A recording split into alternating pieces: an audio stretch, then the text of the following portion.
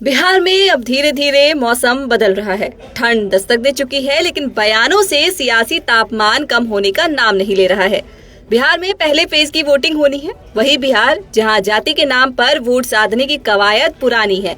इस परंपरा पर चलते हुए सारी पार्टियों ने दनादन रैलियां की। इन रैलियों में पूरा फोकस कम से कम इस बात पर था कि जो परंपरागत वोट बैंक है वो साथ ना छोड़े। अब इसी जाति के गणित को भुनाने के लिए राहुल गांधी ने एक ऐसा बयान दे दिया है जिसके बाद सियासी बखेड़ा खड़ा हो गया है। राहुल गांधी ने बिहार के औरंगाबाद के कुटुंबा विधानसभा क्षेत्र में जनसभा की। राहुल गांधी ने रैली में जाति कार्ड खेलते हुए सेना पर विवादित बयान दे डाला। राहुल कहते दिखे कि देश की 10% आबादी यानी कि ऊंची जातियां सेना और बड़े संस्थानों को कंट्रोल करती हैं, जबकि 90% दलित, पिछड़े और अल्पसंख्यक समुदाय कहीं दिखाई नहीं देते। उनके इस बयान से न सिर्फ विरोधियों को हमला बोलने का मौका मिल गया, बल्कि सेना को लेकर बयानबाजी का नया विवाद भी खड़ा हो गया है। पहले सुनिए राहुल गांधी ने क्या कहा। सेना में उनका कंट्रोल और 90% आपको जो आबादी है वो आपको कहीं मिले। अब मेरा कहना है कि अगर हिंदुस्तान के 90% लोगों को हम शामिल नहीं करेंगे, चाहे वो कॉर्पोरेट इंडिया हो, चाहे वो जुडिशरी हो, चाहे वो ब्यूरोक्रेसी हो, अगर हम इनको नहीं शामिल करेंगे तो कैसा हिंदुस्तान होगा? अंबानी अदानी जैसा हिंदुस्तान बनेगा जहां पूरा धन 2-3 लोगों के हाथ। राहुल गांधी के इस बयान के बाद बीजेपी ने कांग्रेस के खिलाफ मोर्चा खोल दिया है। कांग्रेस पर जाति के नाम पर बांटने वाली राजनीति के आरोप लग रहे हैं। राहुल गांधी के इस बयान के बाद रक्षा मंत्री राजनाथ सिंह ने राहुल गांधी को नसीहत देते हुए कहा कि कांग्रेस सेना के नाम पर सियासी रोटियां सेकने का काम बंद कर दे। ठीक है, अगड़ा करिए, पिछड़ा करिए, आरक्षण होना चाहिए। आरक्षण के पक्षधर हम भी हैं, हमारी पार्टी भी है, आरक्षण दिया भी है। जितने गरीब हैं सबको आरक्षण दिया, दूसरे वर्गों में भी जो गरीब हैं उनको भी आरक्षण दिया। लेकिन सेना के बारे में जाति पात के आधार पर, बहनों भाइयों, मैं समझता हूं कि चर्चा तक नहीं होनी चाहिए।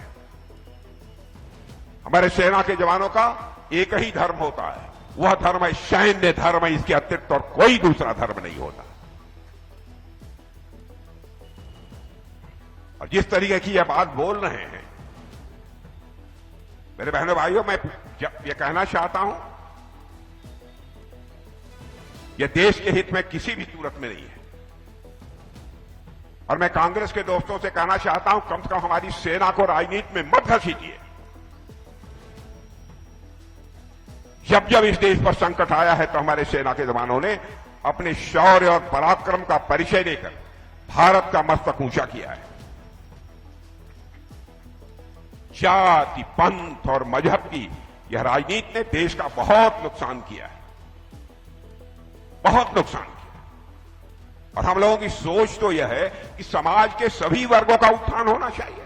यदि हमारे प्रधानमंत्री की यह सोच न रही होती, हमने 2 राष्ट्रपति बनाए, एक दलित समुदाय से एक राष्ट्रपति हम लोगों ने बनाया और दूसरा यदि बनाया तो भारत के इतिहास में पहली बार बना है तो आदिवासी समुदाय से हम लोगों ने राष्ट्रपति बनाने का काम किया।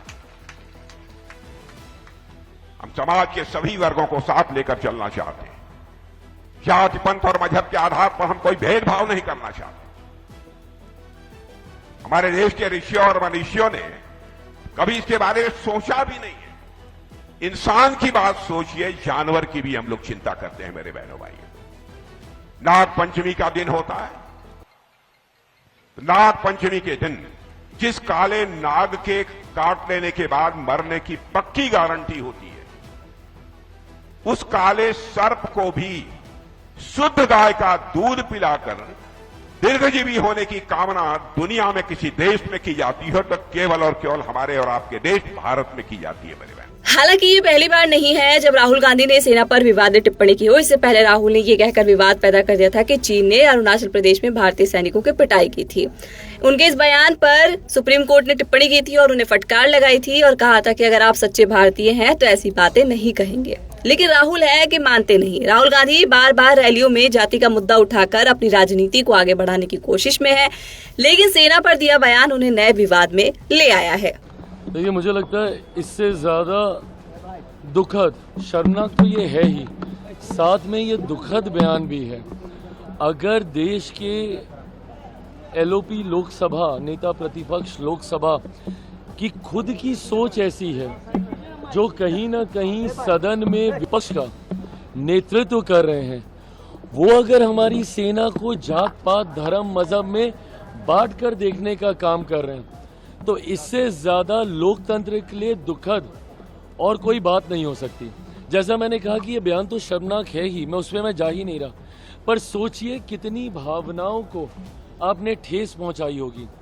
आज जो व्यक्ति सरहद पर खड़ा होगा हम लोगों की सुरक्षा के लिए, आज वो पहली बार सोच रहा होगा कि मेरी जाति क्या है या मेरा धर्म क्या है, जो उसने आज तक किसी भी देशवासी को बचाने के लिए, उनको नहीं पता भैया कि सरहद पे अगर वो सुरक्षा कर रहे हैं तो वो हिंदू की कर रहे हैं, मुसलमान की कर रहे हैं, अगड़ा की कर रहे हैं, पिछड़ा की कर रहे हैं, दलित की कर रहे हैं, महादलित की कर रहे हैं। और आप सेना को भी आप इसमें बांटने की आप सोच रखते हैं, जिन्होंने बिना जात पात धर्म मजहब देखे हुए देशवासियों की रक्षा करने का काम किया। और अगर आपको इतनी ही चिंता है राहुल जी, तो बता दीजिए ना कि देश की सत्ता में लंबे समय तक कौन था शासन में भैया? आप, आपके परिवार के लोग थे ना। अगर आपको सत्ता में भी, अगर आपको सेना में भी जाति के आधार पर अगर आपको विभाजन करना था तो करवा देते। नेहरू जी थे, आप ही के परिवार के थे, इंदिरा जी थी, आप ही के परिवार की थी, आपके खुद के पिताजी मंत्री प्रधानमंत्री रह चुके हैं, उनसे आप करवा देते। आज आपको ये याद आ रहा है। चुनाव में मैं समझता हूं कई बार हताशा होती है, निराशा होती है, कई बार आप ऐसी बातें बोलते हैं जिससे ध्रुवीकरण हो, बट एक मर्यादा हमेशा रखनी चाहिए। सेना एक ऐसा विषय है जिसको किसी भी राजनीति में किसी भी तरीके से कतई नहीं लाना चाहिए। आज राहुल गांधी जी के इस बयान ने ना सिर्फ मौजूदा जवानों को, सैनिकों को अपमानित करने का काम किया है, बल्कि हर वो शहीद जो सरहद पर हम लोगों की रक्षा करते हुए शहीद हुए हैं, आज उनकी भी आत्मा को ठेस पहुंचाने का काम राहुल गांधी जी के द्वारा किया गया। यादव ने एक वीडियो शेयर किया है जिसमें अररिया में ब्रिज कोलैप्स कर गया है सर। एक सभा हुई थी आरजेडी का, उसमें घटना को लेकर कहा गया है, चुनावी सभा है वो भी आरजेडी। देखिए, आरजेडी के कल्चर में ये रहा है, उनकी कार्यशैली का ये हिस्सा रहा है, हुड़दंग मचाना, गोली बारूद, इस तरीके के चीज़ों का इस्तेमाल करना। ये वही 90 के दौर के ही है ना, जिस जंगल राज की हम लोग बात करते हैं। आज भी आप इनकी सभाओं में देखिए किस तरीके से हुड़दंग मचता है, किस तरीके से एक अराजकता का माहौल इनकी सभाओं में रहता है। तो ये अपने में दर्शाता है कि भाई सोच और कार्यशैली तो इनकी वो 90 के दशक वाली है ना। अब जब ये लोग ऐसे ऐसे गाने अगर ये लोग प्रमोट कर रहे हैं, ऐसी भाषा, ऐसी बॉडी लैंग्वेज को ये प्रमोट कर रहे हैं, अभी तो सत्ता से दूर हैं। इसीलिए फर्स्ट टाइम वोटर्स को जब हम लोग जंगल राज की याद दिलाते हैं ना, क्योंकि उनको पता नहीं है कि अगर ये आ गए कहीं गलती से भी, आएंगे नहीं बट हाइपोथेटिकली, अगर ये आ गए गलती से भी तो बिहार में आतंक मचा देंगे। एसआईआर पर सबसे ज्यादा बंगाल में हिंसा हो रही, ममता बनर्जी कर रही आग से नहीं के लिए आग लगा देंगे, बीजेपी को भी धमकी दिया। अरे इन लोगों का समझ में नहीं आता। शिकायत भी यही लोग करेंगे कि भैया धांधली कर रहे हैं, प्रक्रिया का इस्तेमाल किया जाएगा उसको सुधार करने के लिए। और ये कौन सी कोई नई प्रक्रिया का इस्तेमाल कर रहा है प्रभु? ये तो होती रही है देश में, पहली बार थोड़ी हो रही है। ये हर बार समय समय पर एक रेगुलर इंटरवल पर ये प्रक्रिया का इस्तेमाल किया जाता है। और क्योंकि अब लंबे समय से नहीं हुई थी, इसको करना जरूरी है।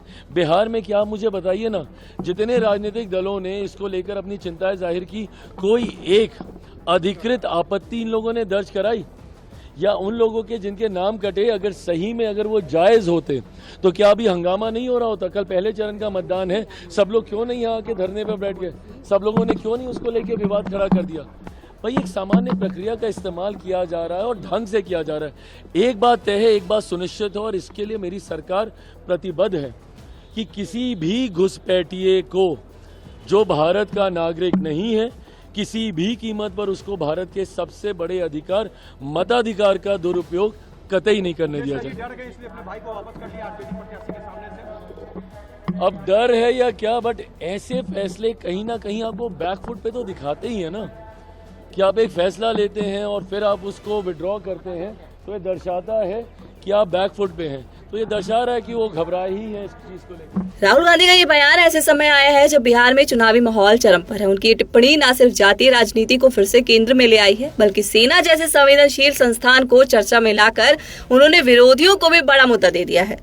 वहीं राहुल गांधी के बयान पर उनकी बहन और कांग्रेस सांसद प्रियंका गांधी वाड्रा उनका समर्थन करती दिखी। भाई ने ऐसा कुछ नहीं कहा जिससे सेना का अपमान हो, ऐसा कुछ नहीं कहा और ना कभी कहेंगे, ठीक है, क्योंकि सबसे ज्यादा जो सेना के लिए अच्छाई चाहते हैं, जो इस देश के भक्त हैं, वो मेरे भाई हैं। वो खड़े होते हैं लोगों के खिलाफ, डरते नहीं है, सच्चाई दिखाते पूरे देश को, इसलिए ये लोग ऐसा करते हैं हमेशा।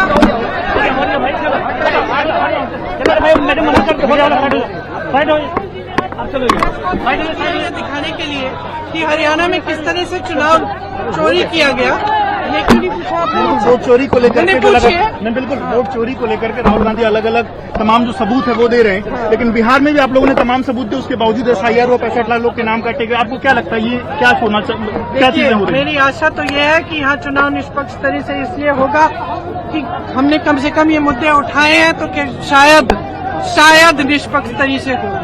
लेकिन अगर निष्पक्ष तरह से नहीं होगा तो फिर ये वही कर रहे हैं जो बाकी प्रदेशों में कर रहे हैं।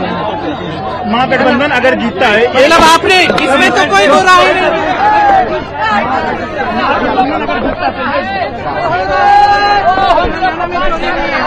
देखा आज सुबह सब सरकार का वजूद क्या है?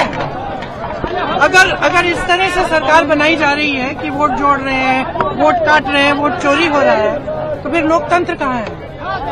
जो आवाज उठाता है, सुनिए, जो आवाज उठाता है उसको आप अनऑप्शन आप बोलते हैं, क्योंकि वो डरता नहीं है, वो आवाज उठाता है। लेकिन देखिए, आप कुछ भी कहें, आप बड़ी बड़ी मीडिया वाले जो हैं, जो सब बड़े बड़े उद्योगपतियों के उसमें काम करते हैं, कुछ भी कहें, राहुल गांधी रुकेगा नहीं। राहुल गांधी सच बोलेगा और सच देश देख रहा है, समझ रहा है। ऐसा माना जा रहा है कि राहुल गांधी की इस टिप्पणी से कांग्रेस को पिछड़े और दलित वोटरों में कुछ सहानुभूति जरूर मिल सकती है, लेकिन बीजेपी इस बयान को राष्ट्रवाद बनाम जातिवाद की बहस में बदल सकती है। आज लाउड स्पीकर में बस इतना ही। ऐसी ही और भी खबरों को देखने, जानने और समझने के लिए सब्सक्राइब कीजिए कड़क।